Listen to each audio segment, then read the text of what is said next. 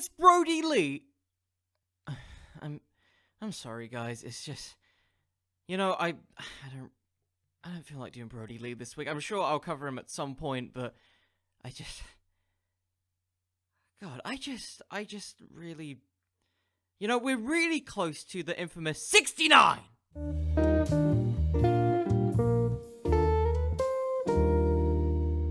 Plus 31.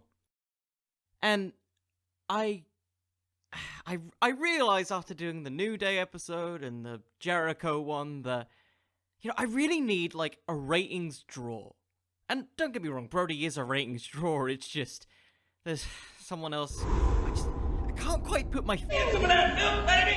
By God, it's the ghost of... Live on me! John Silver. This is really underwhelming. What, how can I get you to, I don't know, not haunt me? Is that a good question to ask? Johnny Thirsty! Of course! Hey, get me some milk. We need a man who is Hungiee and thirsty for more than just milk at the same time. We need that man. We need John Silver. Johnny Thirsty. Look, I know it's not Kurt Angle and he loved drinking milk, but John Silver's just as... Johnny Thirsty! He won't stop following me! Give him all the damn milk! On this week's episode of the Wrestling with Fiction podcast, we'll be discussing... He's number 4, or was he number 3? It's John Silver! When on earth do I think he might break up from the Dark Order? Could he potentially have a successful singles run? And where on earth will he go next?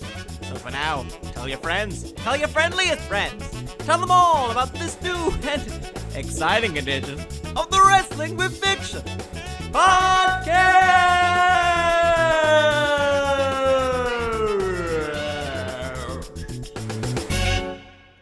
Ladies, gentlemen, and lady gentlemen, welcome to what will most likely be the worst episode I've ever recorded for this show. It's the Wrestling with Fiction podcast. I'm your host, Connor, and we're doing John Silver this week. And for those of you who don't know who John Silver is, which I'm assuming most people won't, he is either number 3 or 4. He's definitely not 5. He's one of the members of the Dark Order, and you might be asking yourself, why not Brodie Lee for this discussion? Well, I just really like John Silver. That's why. And I just want to talk about John Silver. I have a random podcast, so I'm going to do what I want. So, yeah. John Silver, for those of you who don't tune into AEW Weekly, he's kind of the smaller guy, the 5'8", bald man with a bushy beard. That is John Silver. But more importantly, he's probably the most over member of that faction right now. Somehow, some way, John Bloody Silver is the most over thing in AEW.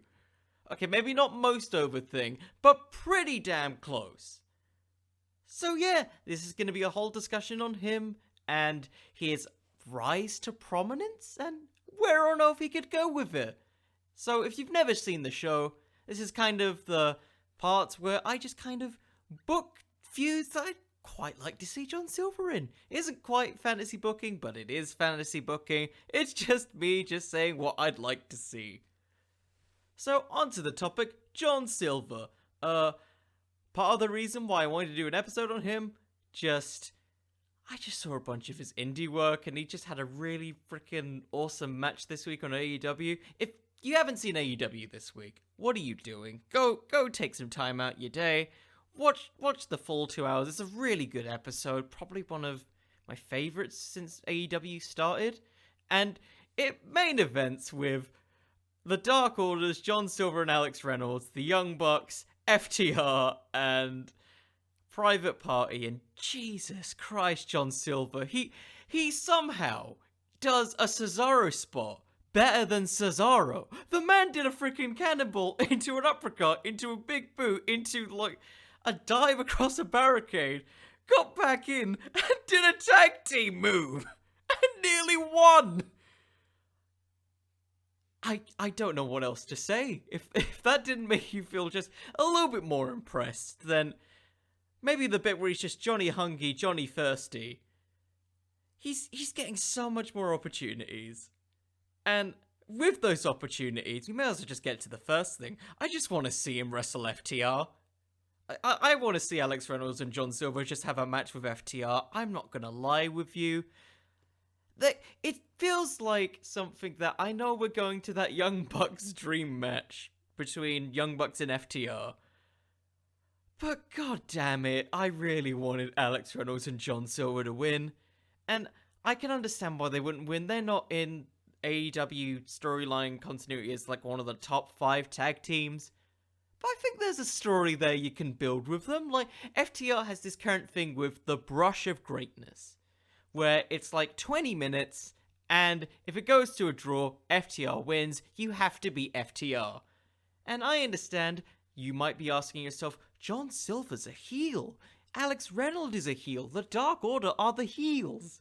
But can you really look at John Silver as a heel? Have you seen his BTE skits? The whole thing that I did earlier for this was just him saying, "Give me some of that milk, baby." He's I don't know. Oh god, I just really like John Silver. This is pretty much what you're gonna hear for 50 minutes. I'm really sorry. I think he does so much good. Like, to me, he's the one guy in the Dark Order, with the exception of Brodie Lee, who really maximizes his minutes. And I think having him be in this technical match with FTR in this sort of brush of greatness, where they get really close to winning, because in every single tag team match that we've seen with Reynolds and Silver, okay, they weren't the winners in it. The Cody match, when he was teaming with Matt Cardona, and his other tag team matches that were not on Dark, he's kind of treated... Well, we may as well just say he's treated like a jobber, but he's really started to rise up the ranks. And just, when he does get a chance to shine, whether it be with like an Inzaguri, or when he gets to do a tag team move with Reynolds, I really love the freaking palm strike into a German suplex. That's a cool move. They really do seem to sort of prove themselves as a legitimate tag team. And now, I'll say that I never saw their independent work. We'll come into some independent work a little bit later in this discussion. But I feel like they would be a really good tag team to get a draw in that sort of brush of greatness stipulation, where it's a great heel move for FTR, and it's a potential babyface turn for Alex Reynolds and John Silver. If they get a draw, you have a case for them to potentially go up the ranks, face tag teams that they never really fought before, but never necessarily got a shot at, like the Young Bucks, or if you want them to sort of start from the bottom and go up, Hybrid 2. The Lucha Bros. That actually sounds like a really fun match. I wish I could have thought of that earlier. And just really start to build them as like this thing, because the whole thing with the Dark Order is that they're a faction that's relying on the win-loss record. They are, if they win, they win. If they lose, they get destroyed by Brodie Lee and his pack of papers. And that's something where you don't really have to keep them heel and still have them be part of the Dark Order. You can make Reynolds and Silver a face, but still have them be part of the Dark Order, even if they are a heel group. Look at Colt Cabana. He is part of the group, let's be honest. But he still kind of portrays that babyface character. You can kind of do that with Reynolds and Silver. And, build to them at maybe All Out next year against FTR. And it's just this thing where maybe once they finally get their title shot, it's like that bit in the whole... I'm just going to say raffle because I don't know what it was, where it was like John Silver and Alex Reynolds, and just see John Silver do a freaking pike jump on the stage. I want to see that. Like, them being like super excited about this moment, but at the same time understanding sort of the gravity of the situation. I feel like that would add not only more challenges to the tag titles, because it feels like FTR has a lot of challenges that they can sort of go through, but not really a lot of stories. So take the stuff with Jurassic Express, already sorted. Private Party, already gone through that. Hybrid 2. Reynolds and Silver? Yeah, they haven't really done much with them except for that whole tag team situation. Plus, I just want to see Silver just German suplex them. I want to see them interact with Tully Blanchard. I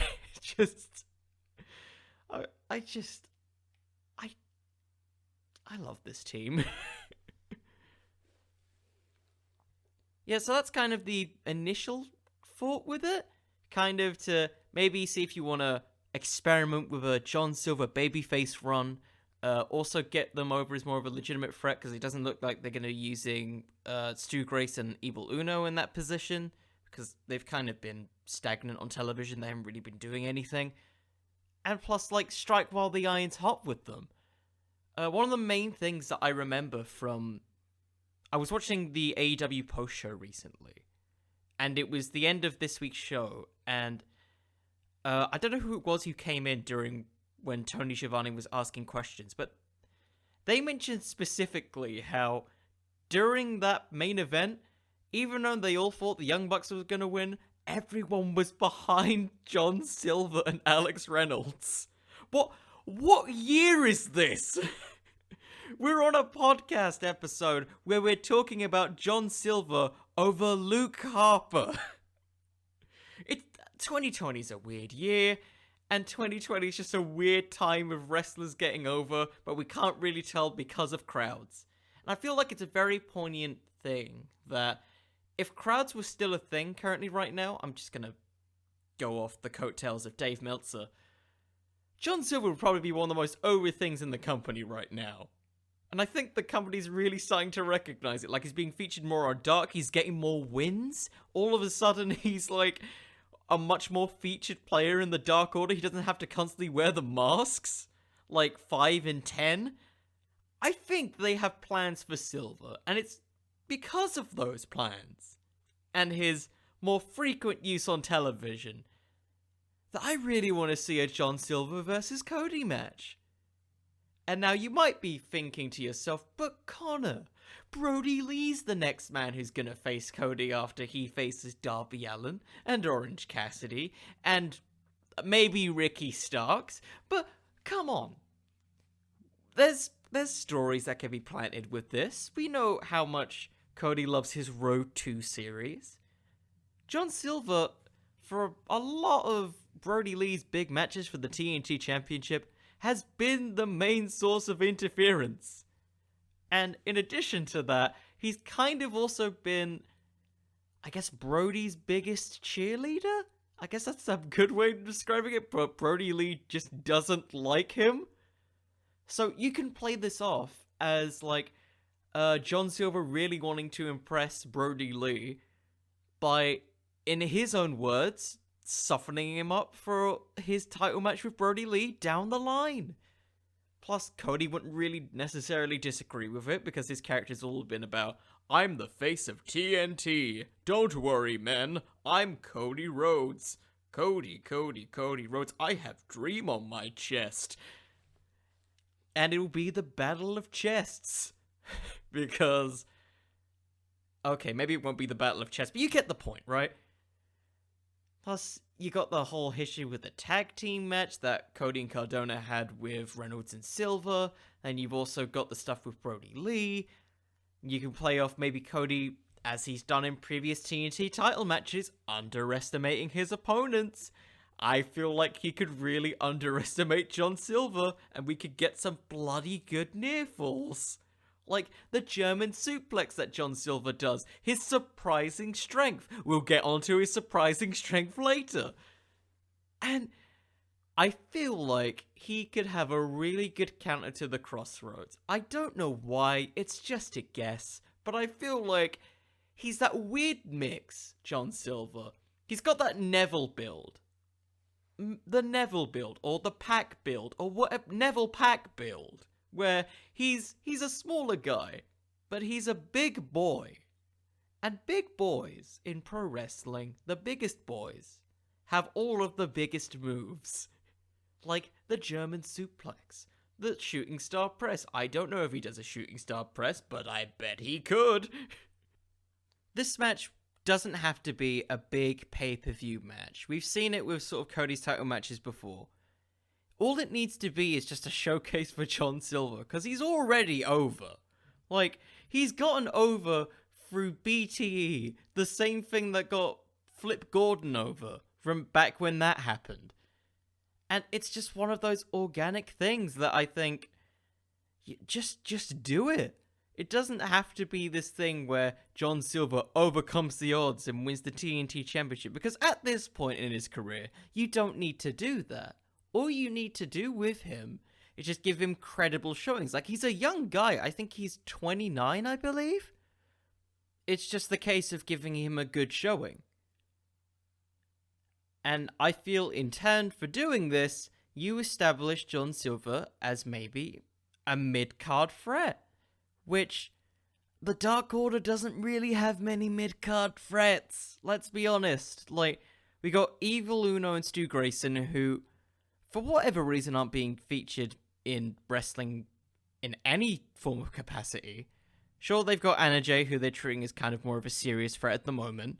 You've also got, 10 and 5? Like, does anyone... No disrespect to 10 and 5, but... Are they really doing anything except having tag matches on Dark? And sure, you've got Colt Cabana, but are we really seeing Colt Cabana as a long-term member of this group?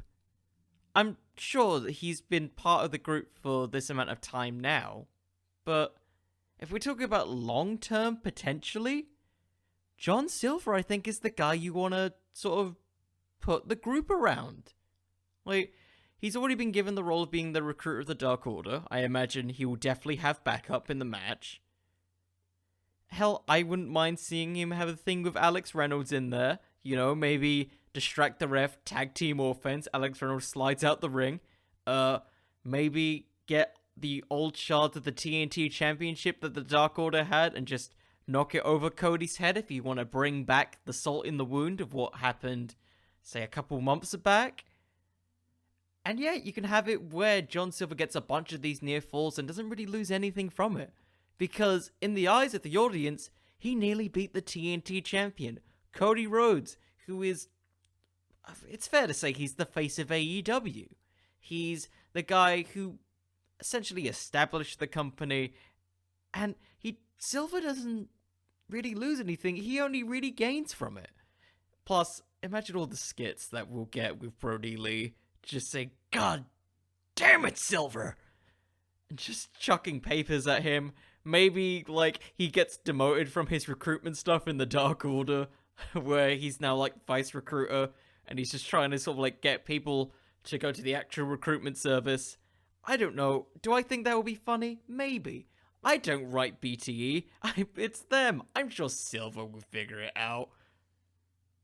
So that's kind of a basic consensus. Consensus for Cody. Consensus. God, I'm losing all my words this week. Because for me, the appeal of John Silver right now is that he is Brodie's biggest cheerleader. And there isn't really, I guess, a lot of singles credibility with him. Like, he only really has one big win over QT Marshall on Dark, and that's kind of about it for him in a singles capacity. And for me, this kind of feels like the only real logical sense, like, booking-wise at the moment, where you could sort of put him in a singles match and not make it feel like it's kind of cheated. Like, I don't expect John Silver to be wrestling for the AEW World Championship anytime soon, but the way that the sort of TNT title is kind of portrayed, you can have him enter in an open challenge type of thing, or maybe even being forced to by Brodie Lee, and in turn with it, establishing him in a much more prominent position in the Dark Order. Maybe this is the situation where you can start seeing John Silver get more singles matches, especially because of how good his offense is. I feel like AEW don't really want to, like, miss this opportunity. AEW has done such a good job with establishing younger talent. With them, in addition, getting themselves over. And establishing that if you do get yourself over, you're going to get more television time. That's been the case with Orange Cassidy, and it's definitely feeling like it's being the case for John Silver. So I could totally see him getting a match for the TNT Championship and having a really strong showing. On the other hand, I also really want to see a Brodie Lee John Silver feud. So, if any of you follow me on Twitter, you'll know that I've been fanboying John Silver and how freaking awesome he is these past sort of number of weeks. And it's gotten to a point where I kind of just want to see him have a bit of a singles run against the whole Dark Order. Maybe, because I have two different scenarios for how this could potentially work. Because John Silver's character, he's been established as this die-hard Brodie Lee fan and a die-hard fan of the Dark Order. He's spent skit after skit trying to recruit anyone who would listen. So, one of the ideas I potentially have for how this feud could potentially work is if John Silver is fired from the Dark Order. He isn't kicked out, he's fired. Because the Dark Order is kind of established as this group that tries to manipulate people into joining. And you can't just do like this weird kayfabe thing where they erase his memories from being part of the Dark Order. I can't imagine that they would do that, but hell, it's the Dark Order, it's a cult, so maybe he gets kicked out of the cult. But because he's so obsessed with it, he tries to earn his way back in. And how does he try to earn his way back in? Victory after victory after victory. And maybe once he's not being noticed by that part, he starts to have a loss after loss after loss after loss. Maybe against a Jungle Boy or MJF or maybe someone kind of in the mid-card like Scorpio Sky. And he starts losing in a way that maybe Brodie Lee tries to bring him back into the Dark Order. But Brodie, as a character, is like, no, you're just establishing that you're a loser. Why would you want to rejoin the Dark Order? We don't want you back in the Dark Order. Everything's been so much better since Alex Reynolds became the head recruit of the Dark Order. And in this idea, you can have this thing where, in an attempt to like prove himself and bring himself back into the Dark Order, he slowly climbs up the ranks. Maybe not necessarily as, like, him being in, like, the AEW top 5, but maybe do what they tend to do with a lot of stars, is get him to have a very strong winning streak. Something that would put a lot of the members of the Dark Order to shame. Maybe, like, 5 or 10, or Alex Reynolds or Evil Uno Stu Grayson.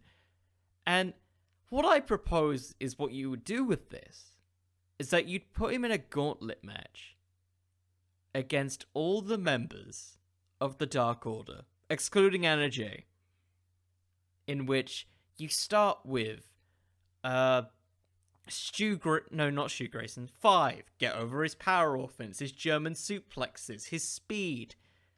Then you have him beat 5, and then he has to face 10, kind of more of a powerhouse version. And he showcases his power offense, his German suplexes, his holding suplex that we've seen him do. And then you have him face Evil Uno, and then Stu Grayson with his, like, offense where it just nearly knocks him out because, Jesus Christ, Stu Grayson, why isn't he being used more? I feel like he's so underrated in this faction. And then you come to Alex Reynolds, his running buddy, his former tag partner that was used on the that he had on the indies. And you just have this thing where, like, Alex Reynolds just, he feels sorry for him. Like, he feels sorry they got kicked out of the Dark Order. He feels sorry that he has to wrestle him at this point. And he knows that he can't forfeit because Brodie Lee's there at ringside. He's watching on. He's trying to just say, beat him, Reynolds. Beat him, Reynolds, as like John Silver's just like there an inch of his life. And then maybe Silver gets a small package. And then Brodie Lee, in this whole situation, just comes in and he takes the fall. He takes the fall because at the end of the day, he's the leader of the Dark Order. And that's kind of the basic premise of how I think he could potentially leave, but also want to rejoin. And then, because there's a couple of different directions I think, but the one that I really like is that in this thing, John Silver realizes that he was being used. He was being manipulated. He wanted to be Brodie Lee's like biggest fanboy for this. But now he realizes that Brodie Lee is his biggest enemy. He's been holding him back from being Johnny Hungiee. And now, in an attempt to defeat the Dark Order, he's Johnny Thirsty. He does, in the best way that I could describe it, to quote a person who I'm sorry, I can't remember your tweet, but he will, in my mind, he would try and take out each member of the Dark Order one by one, Die Hard style, until he gets to Brodie Lee.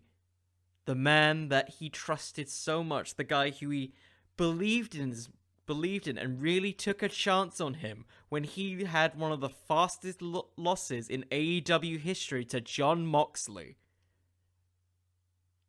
And they have a match to decide the ownership of the Dark Order. Now, I know this sounds a bit crazy because you'd probably want Brodie Lee to sort of be the singles leader of this faction. But I don't think Brodie Lee needs a faction. I feel like even if you cut him out of the Dark Order, he could still do really good things. Because, like, the way that he won the TNT Championship, it was all based off him and him alone. He beat Cody with an inch of his life without even doing a thing. Well, not without doing a thing. He beat him in 3 minutes without Cody getting any offense in. This, though, this has a chance to elevate John Silver to like an upper mid-card status. And I just want to see John Silver work with everybody. And you can have this be, because it seems like Full Gear's suddenly becoming more of a hardcore pay-per-view for AEW, hell, have an I Quit match. Whoever quits the Dark Order. And you can have it where the Dark Order's split. They don't know which side to be on, because they don't know if they need to be oppressed by Brodie Lee, say like an Evil Uno and a Stu Grayson. I feel like they'd side with Brodie Lee, because they believed in the Exalted One from the beginning. They established the group. You can just have 5 and 10. And Alex Reynolds indecisive. And eventually have 5 and 10 join Silver and just be Alex Reynolds. Be that little chess piece in the middle. Just unknown of where he's going to go. Does he want to go back to his best friend? Or do you have him join Brodie Lee? The other guy who joined him, made him a lead recruit potentially. I just think that conflict would be really freaking cool, and I feel like it would get over Silver so freaking much. Because he's already started to just get this sort of surprisingly almost cult-like following of a push, where he's not necessarily winning a ton of matches, but he's getting more and more television time. It's almost like the Orange Cassidy effect. I'm dubbing it the Orange Cassidy effect, where before his match with Pac, he was just starting to get featured more and more and more. And then eventually, the crowds and the way they reacted, there was no way that the like company could ignore it. I feel like with this, it also benefits Brodie. It benefits the whole Dark Order because it emphasizes them as a unit. It doesn't completely get rid of all the hard work that they've spent years and years sort of being as like a team and a faction. But it also establishes that the Dark Order can be under new management. And it establishes that it can be a much more consistent threat of the roster and have consistent longevity. Because a lot of factions don't really have a huge sense of longevity. Last week we talked about the New Day having 6 years as a faction, but that's a very rare thing. And you've got to freshen up a faction once in a while.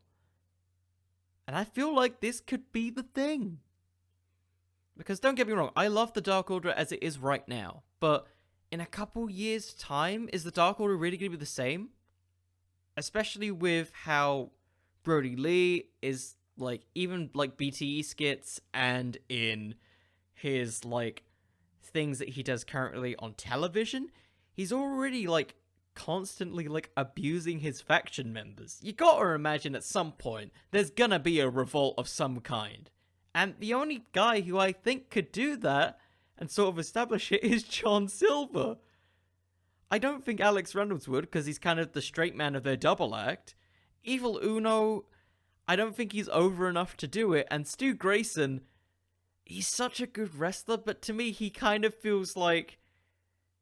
The way... I love Stu Grayson, first of all. But he feels like, to me, the mini-boss, before you get to the final boss.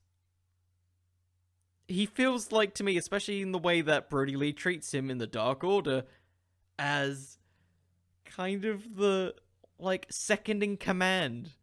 And maybe Evil Uno the third. And I just think that'd be really interesting. And I was gonna leave this one till last, but I just wanted to talk about it because I think that's kind of a really cool idea. It's something that you can kind of really establish the Dark Order. You establish Reynolds, you establish Silver as much more frequent players on television, and you get over Brodie as being a guy who can stand on his own if need be. So we're going to go to the final one, which doesn't really have any connections, I'll be honest. But I just think it'll be a really cool match, and I saw clips of it, and I just want to see it in AEW. I want to see Brian Cage versus John Silver. I said it. I want to see Brian Cage versus John Silver. They both kind of have a similar type of shtick. They're both powerful guys who are extremely athletic. And this whole feud idea just came off the idea that I was just searching off clips on YouTube of John Silver just having independent matches. I saw his match with Keith Lee at Beyond Wrestling, which was really cool. It's on YouTube if you want to check it out. It's a really fun match. And here's like a brief PWG clip of John Silver and Brian Cage where frickin' John Silver does bicep curls with frickin' not Johnny Cage, Brian Cage on him. And I just... I was thinking to myself, wow, John Silver's really freaking strong. Where did this come from? I feel like with it plays to John Silver's strengths. Because even though he's a strong guy, he's an underdog. And what better way to sort of like tell this underdog story than just putting him in a match with Brian Cage, who's just essentially, if this was a Pokemon, frickin' John Silver would be Charmeleon facing a Charizard. That's pretty much what this would be. Where it's just John Silver just trying to prove that he can, like, outdo Brian Cage at anything he can do. It's the anything you can do, I can do better thing. Hell, if you want, put the FTW Championship on the line. I want to see Brian Cage get cocky and think to himself, I'm really good, he's just a smaller version of me, and then proceeded to get freaking fall away slammed and bicep curled by John Silver. Because I feel like with all the random taunts that he does, like the one he had, that's a gif now, of him wearing Orange Cassidy's glasses and just like flexing, I just want to see that after he's done like a fall away slam with Brian Cage. And maybe with it, you can have the idea of Team Taz trying to recruit him in the same way they're trying to recruit Will Hobbs at the moment. Maybe you want to just have it be a competitive feud where John Silver's trying to establish himself more as a singles guy, and Brian Cage trying to reinsert the prestige of the FDW Championship under Team Taz. Maybe it's another open challenge thing if you don't want to give John Silver a ton of victories. Because I feel like right now, this could be like a really fun match that gets over John Silver, because that's all I want. If you couldn't tell from 35 minutes in, if you're here from 35 minutes in, I just want to see John Silver succeed, god damn it. And I think that's what we all want, let's be honest. We all want to see John Silver do more than what he's currently doing right now. And we all want to see, I guess we want to see Cage do more high-profile stuff. And you know what? Dark Order is a much more frequent thing on the show right now, so this kind of benefits both of them. Yeah. Let's go, Silver. I believe in you. Oh, maybe if you want, you can have, like, Evil Uno, like how he does in BT, almost like, come on, you can do this, Silver. You can do this. I believe in you. Maybe all the goofy members of the Dark Order, like 5 and 10, Alex Reynolds, Evil Uno, they're all just trying to give him a pep talk, maybe almost, like, doing all of the, like, John Silver catchphrases. We've been getting, like, Johnny Hungry and Johnny Thirsty as, like, a form of pep talk. It's like, come on, these are the biggest titties that you've ever seen. You can do this. Go get that milk. Go get it, Johnny. Johnny, we all know Johnny's thirsty. That's kind of the basis of it. So that's kind of all the basic feud ideas I could come up with. I know this one's a little bit short, but that's just because I really just wanted to talk about John Silver. So at this point, we may as well get to the home stretch, people. It's time for the segment that closes all of the segments for these podcasts. It's Fantasy Fumble, baby. And for those of you who have never listened to this podcast before, Fantasy Fumble is the segment on the show where I throw every sense of logical booking and stuff to get over John Silver out the window.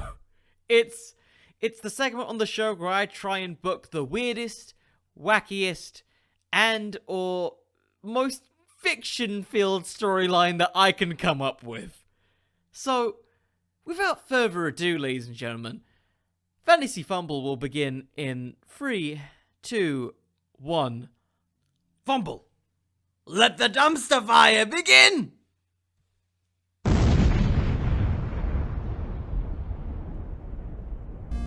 Okay, I know what I'm doing. Don't you see that? Well, I know what I'm doing. I am a booking genius. Do you understand? I'm a booking genius because we all know that John Silver has two things that he loves. Big muscles and milk. That's all we need to know, as his current tag team with Alex Reynolds is all just being a good tag team, is doing it as a good tag team. He's having good matches on AEW Dark and he's winning. He's doing great with the power of his milk.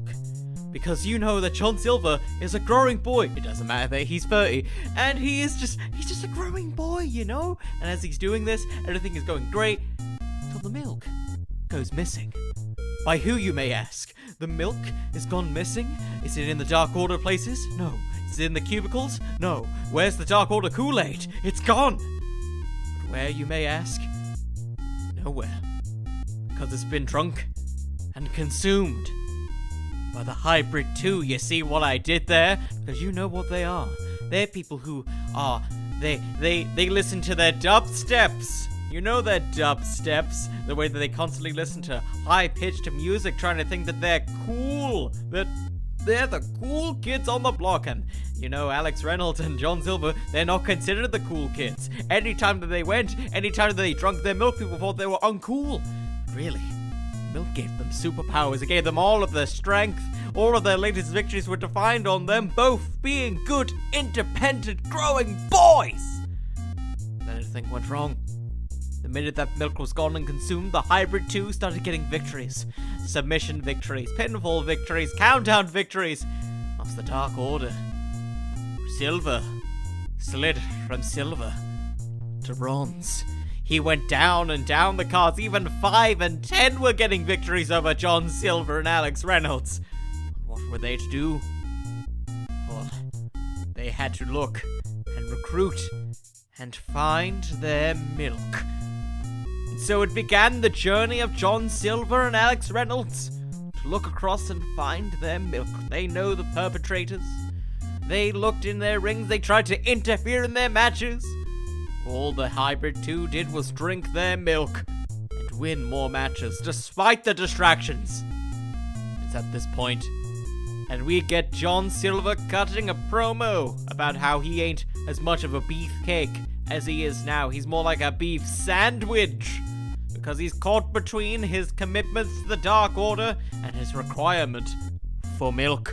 It's at this point we see these teams come together and have the match culminate at Full Gear. Why Full Gear? Because everything happens at Full Gear!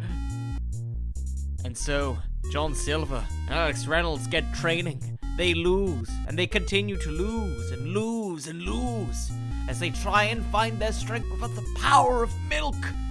John Silver struggling to get up after moves. Alex Reynolds tripping and botching. They need to find their strength. So they go to training places, and they look for things to stop Johnny being thirsty. So they head to the farms. They head to trucks. Milk trucks. And who's driving the truck, you may ask? Kurt Angle. That's right, baby. John Silver and Alex Reynolds, they find Kurt Angle in a milk truck. Because what is he doing once he's retired? He's not hired by WWE anymore. He's just driving around a milk truck because he's Kurt freaking Angle. He won an Olympic medal with a broken freaking neck. He can do whatever he wants. So we see him offer them advice. How he won an Olympic gold medal. How he overcame them. Overcame Steve Austin and everyone else. Through the power of milk. And through that stuff, he reminds them that before their match at Full Gear, they don't need to rely on the milk, they just need to rely on themselves. Because despite the milk gave them powers, but it never gave them resolve. It's in this situation that we see the final match at Full Gear. It's not just an ordinary tag match. It's a milk on milk fight. I totally didn't make that up. It's a milk fight. And it is John Silver and Alex Reynolds, milkless, driving to the ring, accompanied by Kurt Angle and his milk truck, against the Hybrid 2. So we have our classic tag team match, milk sprayed all across the ring, slippery to the drop.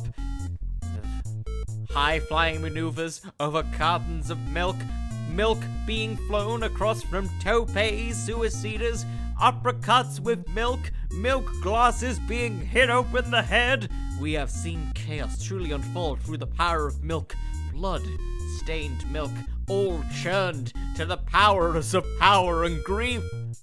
At this point, we see their strength fading. John Silver drinks and consumes the milk on the floor. Down and out, he finds his strength. He German suplexes them. He tags in Alex Reynolds and they finish their offense. 1, 2, 3. John Silver, through the power of consuming milk, realized that while he did gain this power, he needed the resolve to keep on going, to have the energy to consume the milk, and in turn, be the true Dark Order. And in these times, he tried to recruit Kurt Angle, but the Dark Order was just too good for Kurt. He drove off, because in this order, there's only one order, and that's the Dark Order. So that was a convoluted ending, as is tradition in this segment. Okay. Yeah, this is just it's the prelude, it's the outro. I need to think of something creative to do here. So just all in all, I'm really glad to see John Silver being used more. It's awesome to see so much potential stuff coming in his future. I hope he's like given a lot more chances to shine other than just like the current main event that he's had. I feel that they've only really just scratched the surface on what this guy can do. Like, we've really started to see him in a brand new light from, like, when he started in AEW to where he is now. He's really started to show character. And characters in wrestling, I think, last so much longer than just traditional wrestlers. And don't get me wrong, traditional wrestlers are absolutely fantastic. But characters, just look at Chris Jericho. He constantly changed his character, and look where he is now. Anyways, just want to say thank you for listening. And if you liked it, share it with your friends. Share it with your friendliest friends. I don't know what you do. And, I guess this is the time to end the show. Yeah. Thank you all for listening. And remember, everyone, wrestling could always just use just a little bit more fiction.